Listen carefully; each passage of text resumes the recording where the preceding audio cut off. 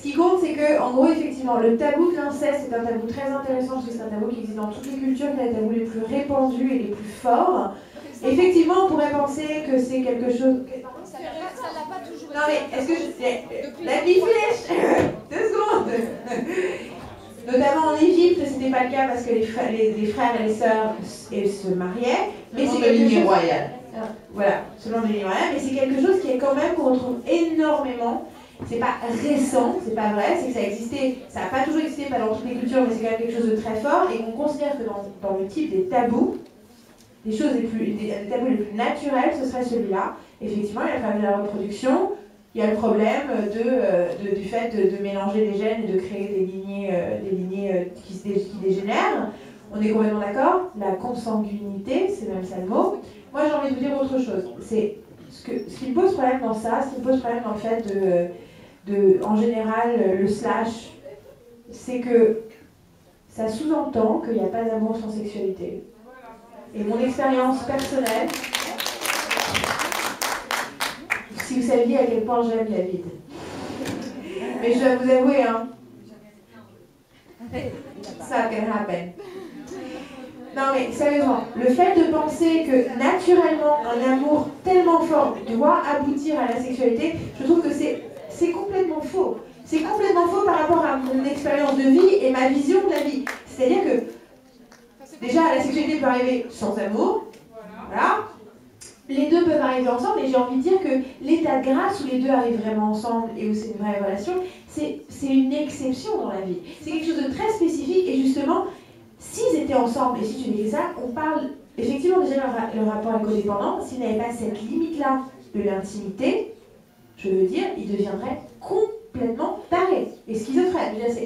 C'est une vision d'apocalypse de cette relation, enfin pour moi. Parce que d'un point de vue, une fois de plus, je parle d'un point de vue vraiment psychologique par rapport à mon rapport à la vie, aux gens et à ces gens que je connais, cette vision-là, dépasser cette limite-là entre eux, ce serait se perdre définitivement. Parce que justement, déjà, ils sont dans la codépendance et effectivement, c'est ce qui leur permet de rester humains. Ce que j'ai dit le premier jour, c'est qu'ils sont référents l'un de l'autre de ce que c'est que l'humanité. Mais en même temps, il leur faut cette distance-là. Sans la distance, ils disparaissent.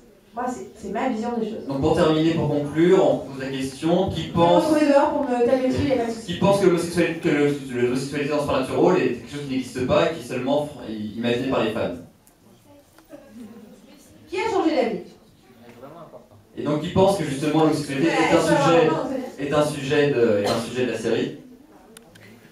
Il y en a qui pensent pas. Et les deux? Non mais attends, les deux, c'est pas les deux. Soit c'est une thématique qui existe dans la série, soit une thématique qui n'existe pas dans la série. On n'est pas en train de dire que tu veux qu'ils se mettent ensemble, c'est pas ça. Oui, la question c'est pas est-ce que vous fantasmez sur, est-ce que vous pensez que c'est une thématique ou pas? Est-ce que cette thématique est présente dans la série de façon concrète? Qui pense que c'est une thématique de la série? De façon concrète. Et donc, tous les autres, vous pensez qu'il se passe quoi quand ils font des blagues sur l'homosexualité? C'est cool. C'est quoi? Oui, mais à partir du moment où c'est une Les blague... crolets. Non, alors je suis désolée. Dernier truc, les Public blagues, refoule comme on fait l'homosexualité toujours, du personnage en fait. les blagues sur l'homosexualité, il y a plein de genres différents, il y a une tradition aussi à Hollywood et généralement elles sont péjoratives. Si elles sont positives, c'est une volonté d'écriture, c'est une volonté politique même. Il ne faut pas se voiler la face à partir du moment... D'ailleurs, c'est là le truc que je voulais tout à l'heure. Pour faire passer une ligne comme ça, comme Dean qui dit la salle sans même la gare que vous faire passer une ligne comme ça sur la CW, dans un programme comme ça, à mon avis, ils l'ont pas mis aussi facilement que ça. Donc pour qu'ils arrivent à la mettre, c'est une vraie intention scénaristique, clairement. Mais on n'a pas dit que ça voulait dire, on dit juste que ça est présent dans l'univers de Supernatural. Pas... Ouais, c'est ça, c'est une thématique de la série, ça fait partie, j'ai pas dit c'est là. On dit pas ce que vous voulez casser les ensemble, on dit est-ce que... Est-ce qu'il y a des gay undertones, comme on dit? Ok.